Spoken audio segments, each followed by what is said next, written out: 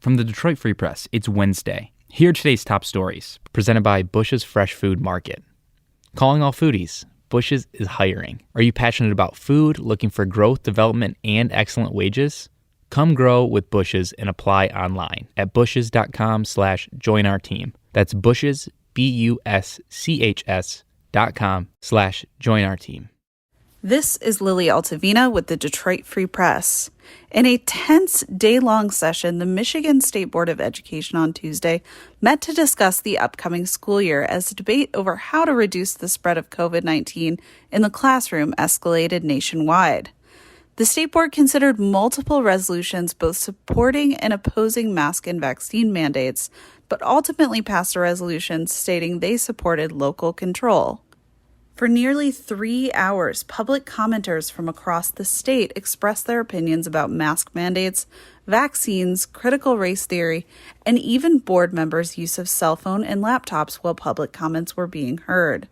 Commenters also perpetuated myths about masks and vaccines, sometimes becoming argumentative and angry through the marathon all-day meeting. To learn more, head to freep.com.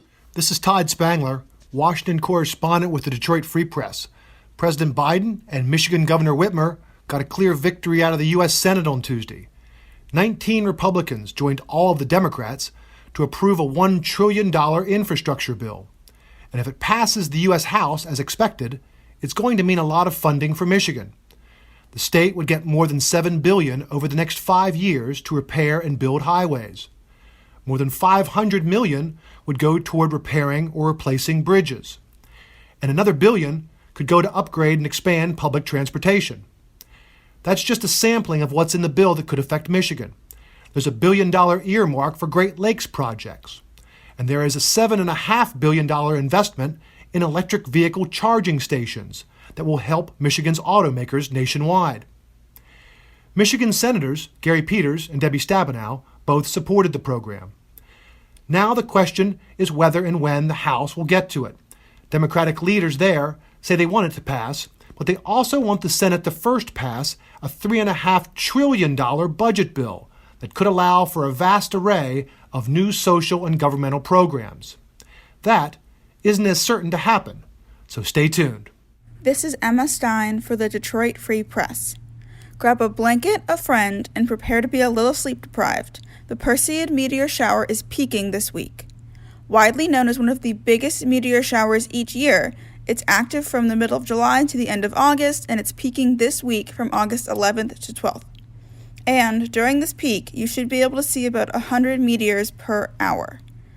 The closer you are to dawn, the more meteors you'll see, but that's only until it starts to get light again.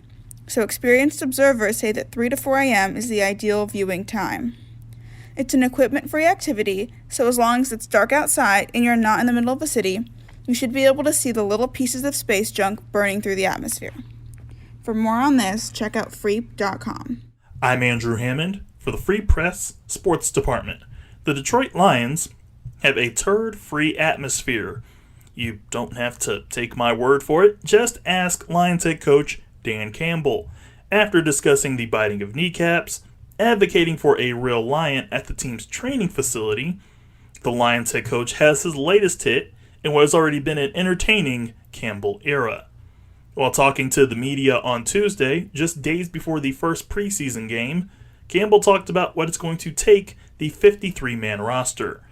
Campbell discussed how it is going to be grit as the main ingredient that's going to help shape and make the roster. Campbell went on to add that the previous regime, despite the lack of success, didn't leave the cupboard bare. I said this when I walked in. There was a number of guys that were here, and I think Patricia and Quinn, Matt Patricia and Bob Quinn, did a great job of. There are no turds here. The turd-free Lions atmosphere will be taking the field against the Buffalo Bills on Friday night. For more stories from the Detroit Free Press, be sure to check out freep.com. That's FREEP.com. If you're a fan and want to support our quality local journalism, subscribe. Go to freep.com/special offer.